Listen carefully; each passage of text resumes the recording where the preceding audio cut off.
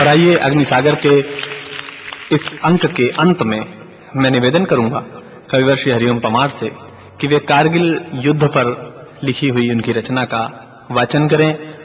यह एक अजब संयोग है और संभवतः भारत की शांति प्रियता के कारण भारतीय साहित्य में बहुत कम युद्ध गीत देखने को मिलते हैं। भारत में युद्ध गीत का इतिहास कोई बहुत बड़ा नहीं है, यद्यपि भारत ने बहुत सारे बाहरी आक्रमण झेले हैं और आंतरिक व्यवस्था के अंतर्गत भी युद्ध हमारी राजनीतिक और सामरिक व्यवस्था का एक अंग रहे हैं, तथापि भारत में बहुत कम युद्ध गीत हैं। और ऐसे युद्ध गीत जो न केवल हमारे वीरों का स्तवन करते हों, वंदन करते हों, बल्कि हमारे पूरे देश को चेतना देते हों, राष्ट्र को एक शक्ति देते हों, उन विपरीत परिस्थितियों में खड़े होने की, युद्ध करने की। मेरा निवेदन है कि इस अग्निसागर के अंत में अपनी उस कविता को प्रस्तुत करें जो कारगिल युद्ध के दौरान लिखी गई और कारगिल के अमर शहीदों के लिए, जिसमें बड़े भावुक स्मरण हैं और निस्संदेह जो इस बात को रेखांकित करती है कि कविवर हरिओम पमार उत्तेजनाओं के अभिधा के ही कवि नहीं हैं, अपितु वे मन वचन प्राण से कवि हैं और उनके भीतर, कहीं गहरे भीतर, उनके अंतर्मन में एक गीतकार बैठा हुआ है। मेरा निवेदन है श्री हरिओम पमार से कि वे कारगिल युद्ध पर लिखी अपनी रचना का वाचन करें। आप जोरदार तालियों के साथ हमारे कवि का स्वागत करें। श्री हरिओम पमार। कारगिल युद्ध के बाद मैंने कविता लिखी है, जोरदार तालियां बजाइए फिर। धन्यवाद। एक कविता पढ़ देता हूं। कारगिल युद्ध के बाद एक ऐसे रिश्ते हैं हमारे भारत और पाकिस्तान के, कभी युद्ध कर लेते हैं, फिर समझौता कर लेते हैं, फिर युद्ध कर लेते हैं, फिर समझौता कर लेते हैं। ऊपर गोली चलती रहती है, नीचे वार्ता चलती रहती है। रिश्ते बड़े अच्छे रिश्ते हैं हमारे।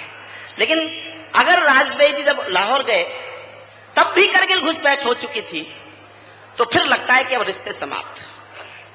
अगर कोई दोस्ती का हाथ बढ़ाते समय उसको मालूम है कि वो दूसरी तरफ कुछ गड़बड़ कर रहा है, कुछ दोस्ती से गले मिल रहा है, तो दुख होता है कि लगता है कि रिश्ता समाप्त होने की प्रक्रिया है। मैं ऐसा मान के कविता आपको सुनाता हूं। कारगिल युद्ध के बाद कवि क्या सोच सकता है। मैं युद्ध का हिमायती कभी नहीं था, हिंसा का समर्थन नहीं करता। मेरी मान्यता रही है, मैं वो कलम नहीं हूं जो बिक जाती हो दरबारों में।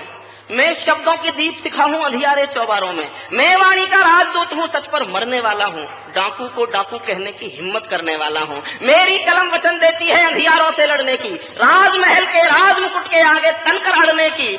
उस कवि का मर जाना ही अच्छा है जो खुददार नहीं। देश जले मैं कुछ ना बोलूं, मैं ऐसा गद्दार नहीं। देश जले मैं कुछ ना बोलूं, इसलिए कारगिल युद्ध के बाद मैंने कविता बोली है। दुश्मन ने विश्वासघात का छुरा पीठ में गाड़ दिया, दुश्मन ने विश्वासघात का छुरा पीठ में गाड़ दिया। शिमला समझौते में खींचे मानचित्र को फाड़ दिया। बारूदी अंगारे लेकर सीमा रेखा लांग चुका, कसमें वादे प्यार मोहब्बत सब खूंटी पर टांग चुका। तो तुम भी घातों का निर्णय एक बार हो जाने दो, एक युद्ध सीमा रेखा के आर पार हो जाने दो, एक युद्ध सीमा रेखा के आर पार हो जाने दो। भारत सारंगा हाड़ी के अरमानों की छाती है, लक्ष्मीबाई चूड़ावत के बलिदानों की छाती है, गांधी गौतम महावीर के संदेशों की धरती है, संत कबीरा गुरु नानक के उपदेशों की धरती है। सूरज सबसे पहले किरणें इस धरती को देता है, सूरज सबसे पहले किरणें इस धरती को देता है। ईश्वर भी अवतार हमेशा इस धरती पर लेता है, ईश्वर भी अवतार हमेशा इस धरती पर ले। और केवल एक गवाही काफी है ये सिद्ध करने के लिए कि ये देश कभी बहुत महान था, ये जगत गुरु था, हिंदुस्तान सारी दुनिया का गुरु था। इसको सिद्ध करने के लिए केवल एक पंक्ति पढ़ता हूं, एक गवाही इतिहास की, और आपको लगे एक गवाही से सबूत मिलता है कि हम महान थे, तो सदन के एक एक व्यक्ति की तालियां चाहूंगा सुनना। सूरज सबसे पहले किरणें इस धरती को देता है, सूरज सबसे पहले किरणें इस धरती को देता है, ईश्वर भी अवतार हमेशा इस धरती पर लेता है। विश्व विजेता हमको मेहंदी रोली देकर चला गया, विश्व विजेता हमको मेहंदी रोली देकर चला गया। सेल्यूकस अपनी बेटी की डोली देकर चला गया, सेल्यूकस अपनी बेटी की डोली देकर चला गया। मेरे भारत का कोई भी हमलावर इतिहास नहीं, और हमारे पास किसी का मुट्ठी भर आकाश नहीं। जिन्ना ने गांधी जी से जो भी मांगा सम्मान दिया, भारत माता का बंटवारा सहकर पाकिस्तान दिया। लेकिन चंद महीनों में ही तुम मौका दिखा बैठे, कश्मीर पर हमला करके अपनी जात दिखा बैठे, कश्मीर पर हमला करके अपनी। और इतिहास पर उंगली उठाने जा रहा हूं साहब, मेरी उंगली उठती ठीक लगे तो ताली बजा देना, ठीक नहीं लगे तो मत बजाना। इतिहास पर उंगली उठाने की हिम्मत भी कर रहा हूं और कोशिश भी कर रहा हूं सुनना। लेकिन चंद महीनों में ही तुम मौका दिखा बैठे, कश्मीर पर हमला करके अपनी जात दिखा बैठे। नेहरू जी की एक भूल का ये अंजाम हुआ देखो, नेहरू जी की एक भूल का ये अंजाम हुआ देखो। सांप गले में पड़ा हुआ है ये परिणाम हुआ देखो, सांप गले में पड़ा हुआ है ये परिणाम हुआ देखो। हमने ढाका जीता, भारत का झंडा गड़ सकता था, दर्रा हाजी पीर जीत कर भी भारत लड़ सकता था।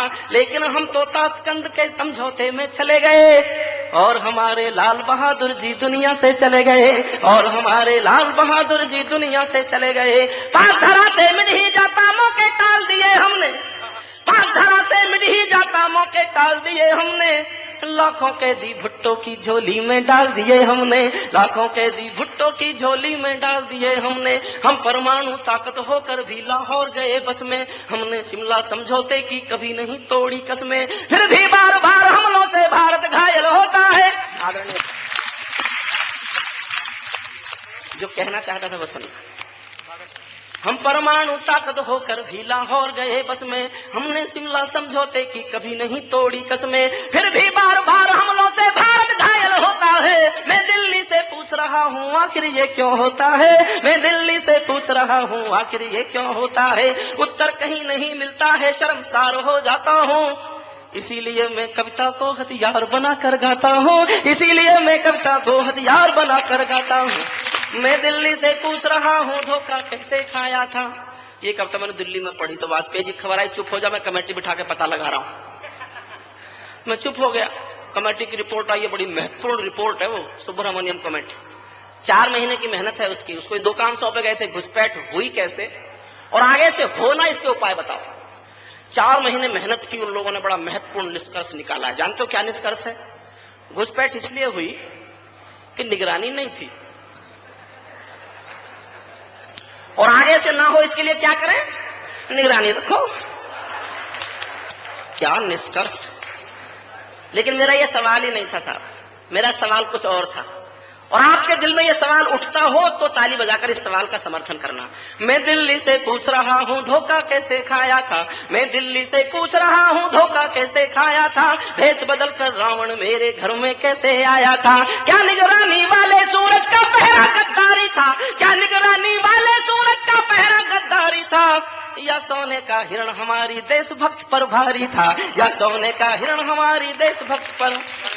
और इससे भी बड़ा छाला है दिल में, आप आज्ञा दे तो मैं उस छाले को फोड़ना चाहता हूं, जी भरकर समर्थन चाहता हूं मैं आपका। और ये सवाल कचोटन बनकर आपके दिलों में उठता हो, आपके दिलों में कील की तरह फंसता हो ये सवाल, तो मुझे हिम्मत देना कि मैं इस बात को और शक्ति से पूरे देश में गा सकूं।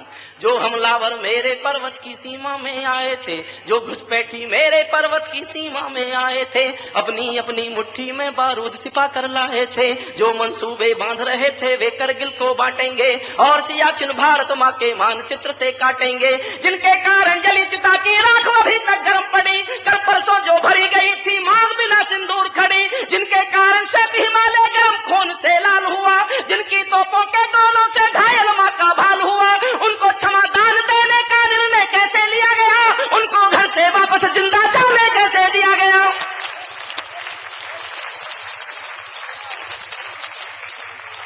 यह अद्भुत युद्ध है।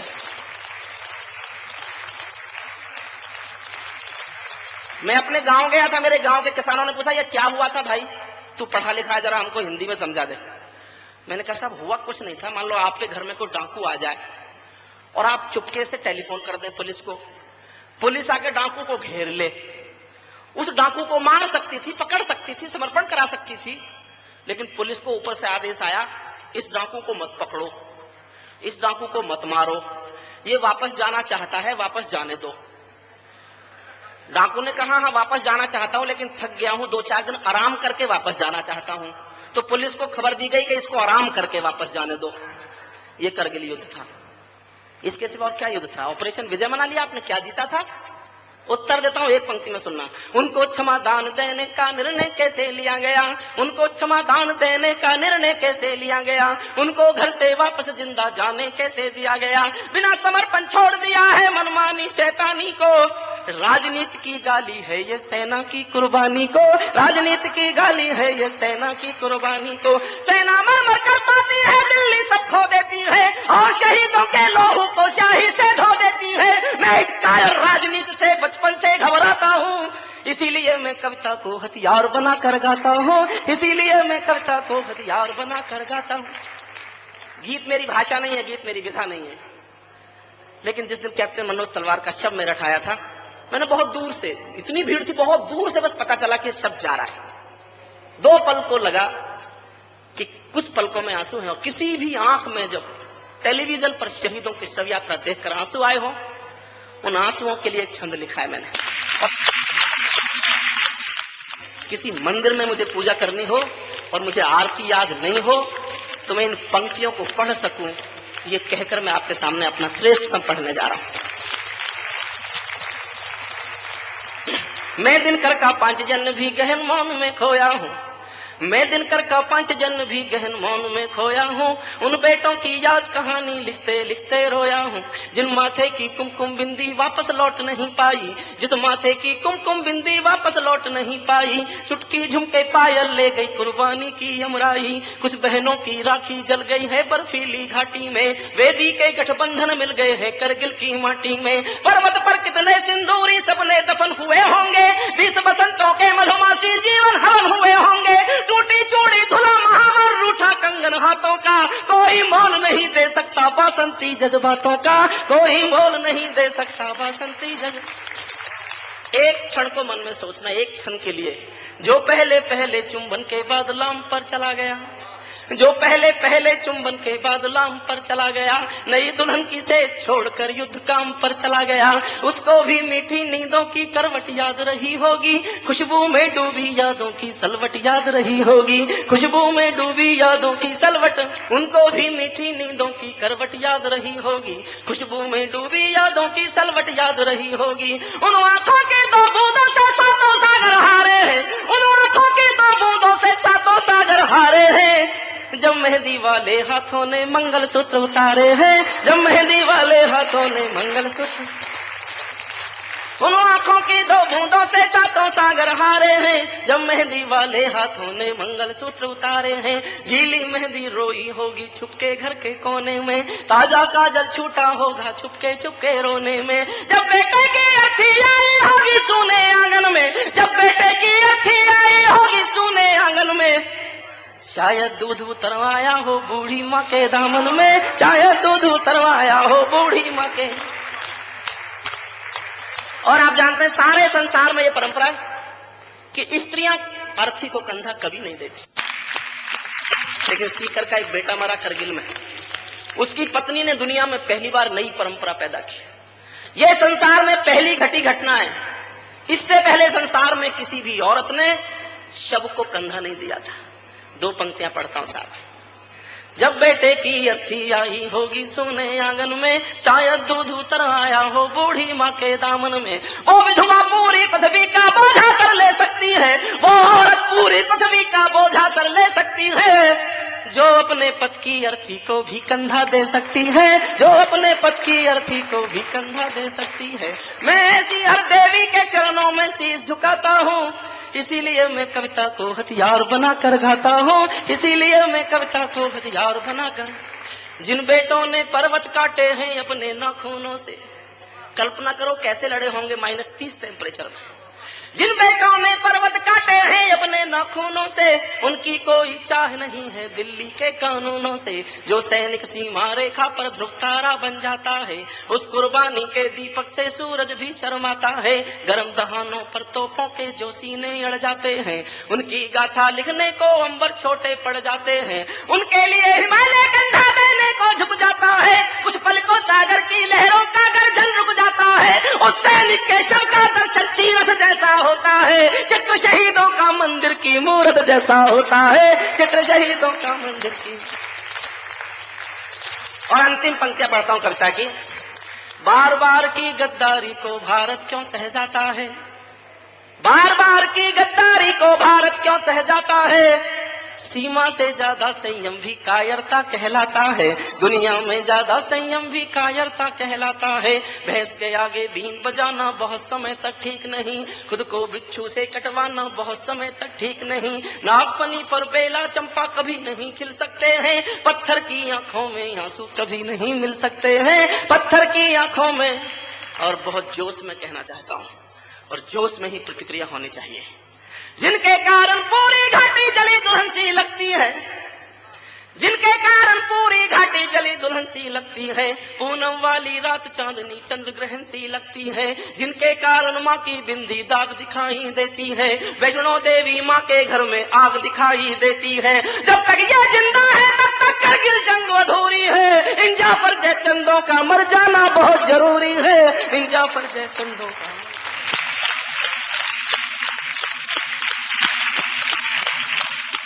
बहुत बहुत धन्यवाद आप सबको, और बहुत बहुत धन्यवाद हमारे आज के कवि श्री हरिओम पमार को। प्रिय श्रोताओं, सिद्धांत कैसेट्स के कुछ ऐसे ही सुमन लेकर, कुछ ऐसे ही पुष्प लेकर, कुछ ऐसी ही प्रस्तुतियां लेकर आगामी अंकों में हम आपके सम्मुख पुनः उपस्थित होंगे। आपके सहयोग के लिए बहुत बहुत धन्यवाद, बहुत बहुत बधाई, धन्यवाद।